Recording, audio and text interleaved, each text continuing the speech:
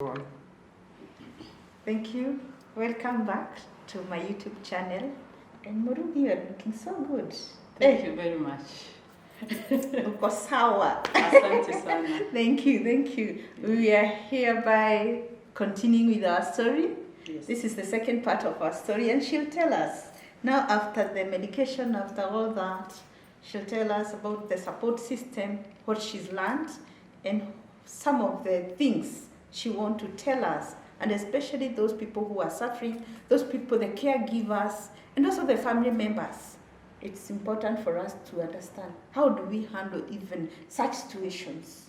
Yes, and you also need to appreciate some people who came through for you during that time. Some of us, we were not there, but they're those key people. Yes. So with the social support for Christians, I think we really need to step in when our fellow Christians fall sick, because for some reason the non-believers were more supportive than the believers. I'm sorry to say that. Okay. The non-believers again even came to pray with me, Mm-hmm. unlike the people I've really fellowshipped with every other week, because I'm in Bible study groups. Okay. So one thing I learned from that is that it is not about the people that you really relate with. Mm-hmm. It depends with person to person, because this is an illness that would require a lot of commitment from anybody who is willing to give support. Yes. If it's financial support, if you give today, that one does not mean you don't give again at all. Yes. Because it's continuous, the expenses keep going up.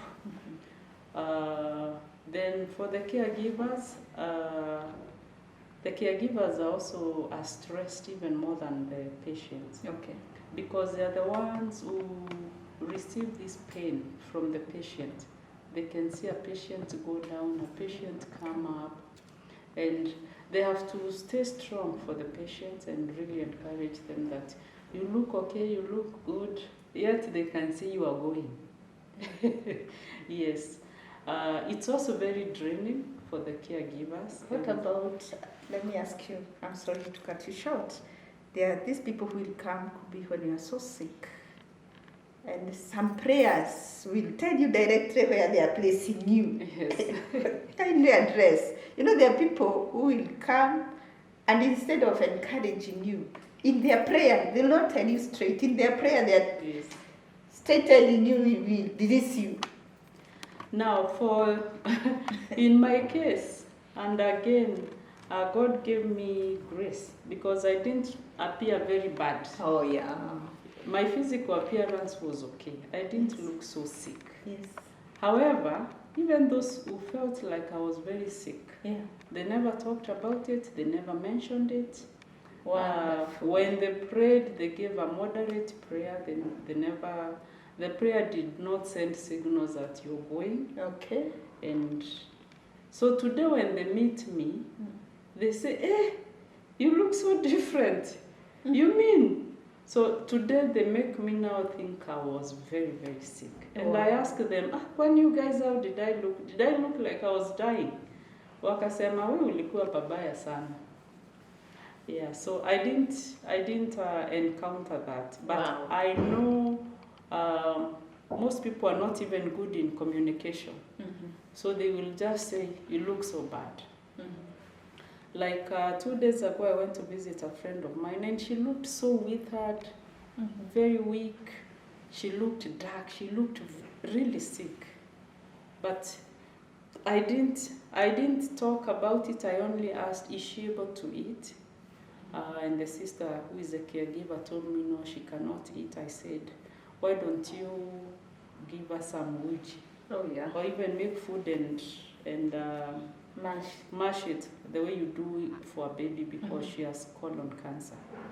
Or get a blender. Mm-hmm. Blend, let her take some juice, carrot juice, spinach juice, fruit juice at intervals. Mm-hmm. So she was like, she doesn't have a blender. Mm-hmm. And I told her, then we need to raise money and buy a blender tomorrow. Tomorrow, yeah. Yes, and I gave her what I had. I talked to a few friends of mine and they sent her what they had, and she got a blender. And Wow. I went to make a follow-up 2 days to just see how she was, because I felt like even the patient looking at herself, the way she was seeing herself, that one was also devastating her. And then she had mentioned she's having some stomachache, and that one now is troubling her. Okay. So I went back to check on, is she eating now? And she looked better. Wow. Yeah, so she has some energy. So another thing I would tell anybody who is undergoing cancer treatment, however how that food feels or smell or do what, just make sure that you eat something. Yes. Because your body needs that food to be able to withstand the medication, because again, chemotherapy is a very strong treatment. It messes up so many things in the body, so you have to rebuild them. Yes.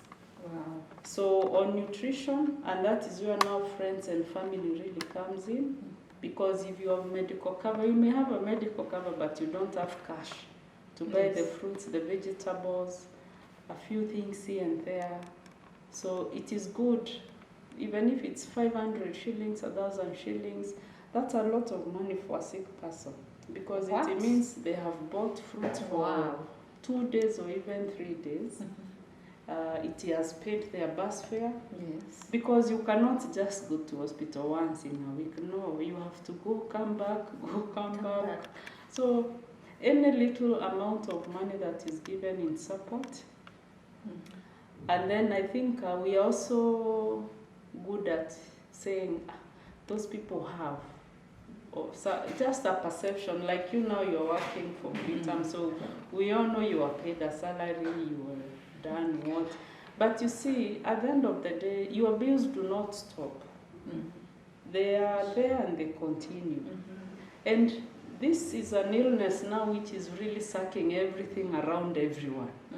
So it is so important to keep tabs with whoever that you're supporting, whether it is a friend or a relative, because it is a very demanding illness and people have to be committed, not just for the sake of it. What I've loved about what you said, even the little amount matters so much to a cancer patient. Yes. Even if you give 200, 300, you know, people, they look at you as a business person. If I give her, she'll think, Irene is just to me. No, what you're saying, give what you have. And I think I love that. Huh? What about your business now? Business has come to a standstill for like 1.5 years. And how did you pick yourself up? Now for business, one, I put a full stop. So I didn't do much. I didn't even service my clients and all that. There were clients who were kind enough and they kept doing their own, servicing their own accounts. I had someone who was also helping. But again, as I said, with cancer, people think you're dying. So there are these people now who will try to avoid doing business with you because they have a feeling, who will service them. Even during this season when you're not feeling well, even if you still survive. So it was a bit difficult. And then again now with business, especially our kind of business, insurance. It's also selfish. It's selfish, and then it requires a lot of patience. So when I started now doing a few things here and there to make sure that I get back to work, I think I faced a lot of challenges because my expectation is I am ready to work, I have the energy, but there is no business. And the support system that I had, my friends, my relatives, they all feel that this woman is doing fine now, she looks healthy, she's back to work. So they all withdraw the support. Financial, prayer, visits, those who are bringing fruits, those who are bringing shopping, anything. All these people now, They've seen you have students, you're Yes. working. so the burden now just comes again and weighs you down. So I would urge anybody who has a patient who is undergoing a phase. There is also a transition period from this sick season to making money. Yes. So in between here, this person needs medication. They need to eat well, Yes. because again, it is that diet that keeps them. And I've seen a very big gap in that, Okay. including family. And then again, when you tell somebody to help you, there are those with a mindset that how is she going to pay that debt? Then you're like, okay. And again, as I said, this is a time I really had to sit down and tell God, you know what? You are God, and now I'm not bothering myself again. Because I need food, I need to eat well. You have children in school? I have children in school, I must take this medication. So, but it has been very tough and very tough. At a point, I even asked myself, because my body is also weak. And remember now, because the body has been in a dip, it needs also time to regain back. And also it has been compromised because of the chemo. Yes, yes. So your physical energies are no longer the same, and you need time now to rebuild them. So if the support system is not careful on this transition period, then again, this is where now these patients again lose their mind. Yes, because yes, they are cancer free, but now the struggles that they are undergoing through are now even making them sick. I noted that, and it's unfortunate that we are not able to balance that. Anybody from such a situation, they need this transition period really need to be covered. So on that, I've really struggled. At a point, I said, why don't I just look for a job? Pay me some little money as my body regains energy, because now I need to eat, and my diet is very different with your And diet. very expensive. And very expensive for that matter. So right now the doctors have said you are okay? Yes, yes, yes. I was Oh, declared cancer free after the chemotherapy. When I was doing the surgery, because they tested it, they told me that I was cancer free, and then in February I did a PET scan. Yeah. And now that one was clear. Wow. And so far so good, still believing in God. I must say congratulations. Yes, and thank you. Glory to God. That's why Yes. I opted to dress myself this way in Yes, support of cancer patients. I've lost some relatives out of cancer, yes, some close friends, and also some of them my customers and support. yes, Yeah, it yeah, has been a journey. Yeah, So I'm yeah. grateful. yeah. So do you have something to say as we wind up? Let's keep supporting our patients. Yes. Let us keep supporting even those who are not close to us, even if they are not family or friends. Yes. Let us be kind to them. And then it is always good to do checkups. A mammogram doesn't cost much. Yes. And in the month of October, it's fairly charged. Yes. Then for the government hospitals, you pay about 1,000, 1,500 or 2,000 bob. How do you sensitize our girls?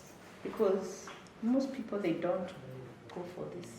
Actually, there are people say, I can't go for, me I go every year. I used to belong to that class of people, I can't. Yes. But later I realized it is very important. It's critical for each one of us to undergo the tests, Yes. because the earlier the better. Yes. And Yes. I'm happy that you kept on feeling the lump and you felt that I need to dip. Yes. Yes. So I think you can tell us, especially for ladies, because as we are more complex Yes. than men. So for ladies at age 40 going forward, that is when we are most prone for this breast cancers. Okay. So it is good to do these annual checkups. Yes. And then number 2, for the young ones, anytime you feel something strange, Yes. because most people feel it and they go quiet on it. And at the point now they get to go for treatment, it is already too late. Yes. So let us not shy away as young people to share it with our parents, with our relatives, with our teachers in school and all that, so that the issue can be addressed. Okay. And then a good population of women get to learn about this cancer thing. And when they are told about it, they disappear. They are trying to avoid, they are protecting their breast from being, they want to preserve their breast. They don't want their hair to fall off. They don't want to undergo chemotherapy. Yes. So we need, anytime you are told by the doctor that this is ABCD, we need to respect and understand why the doctor wants to treat us.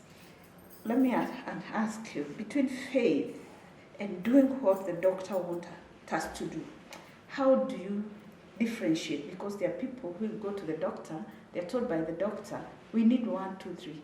Then they retrieve and say, I have faith, and I'm not going to do what the doctor will say.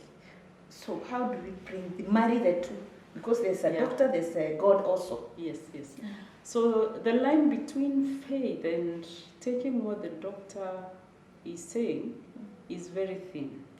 And one thing we need to understand as Christians is that, yes, faith is there. But again, God has brought this doctor your way. Yes. Okay? To help. And it does not mean that if you start treatment, you will survive. You can start treatment and you still die. Yes. So the faith, now for the faith, you need the faith.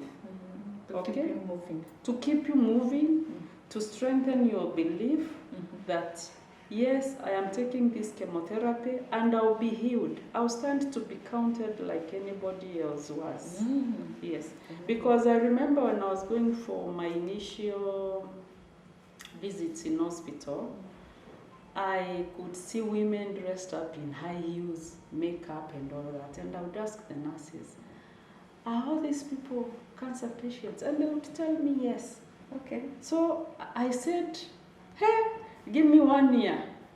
Nimalizane na hii maneno ya chemotherapy. I'll be back to my heels. Yes. And that is why you've seen, so that was faith. Yes. You are seeing the end goal. Yes. Yes. So Christians should not be fooled. Let them take up whatever has to, let them do what they have to do. Because again, God is also lifting the one who is also trying to help themselves.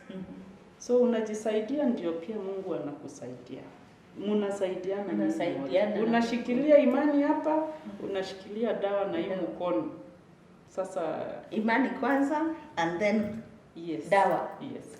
Because there are people who die without knowing that they are sick of cancer. It's the postmortem that tells us. So for the fact that God has opened your eyes or God has brought this on the table. Because for me, I went to the best hospitals in Nairobi and nobody was able to tell that I have cancer. But how did I even land in Eldoret? Moi Referral Hospital. MTRH. To go and pay cash and have insurance. You see? So actually that was a real act of God because God wanted to preserve my life.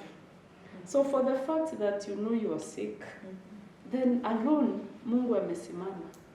Amen. Yes. Wow, that is beautiful. We are all about to wind up our interview for today. Yes. So do you have anything else to tell us? Or a parting shot? Or yes, now that you are up and about, tell our people to bring business to you. You need money. Number one, they say that health insurance is very expensive, but I would encourage each one of us to have health insurance. NHIF, so many people make a lot of noise around NHIF, But trust me, NHIF is a really good cover and it helps. And then let us embrace insurance. Life insurance is also a good thing because it has an element of critical illness. So if you can afford it, please have it. And then there's also the group life. For the business people, those in corporates, if you can afford to pay for your employees, then give them group life, because again, there's a critical illness benefit in it, and there's a death benefit. And the only thing I can tell people that are undergoing cancer, those that are under treatment, is that God heals and God heals forever. Thank you. Amen. Bless you so much. Thank you. I'm happy to have you around and even to hear your story. It's not just a story, it's just a good testimony. So may God bless you so much, my viewers. I'm happy, and what I'm requesting you, let's also take insurance. She's emphasized on that. And apart from that, also you can subscribe in my YouTube channel, you like, and even you share. May God bless you so much. This is Irene Wairimu Musembi. Shalom. Bye. God bless Bye. you. God We bless love you. Thank you. Thank you. Bye. Thank you very much, and God bless you.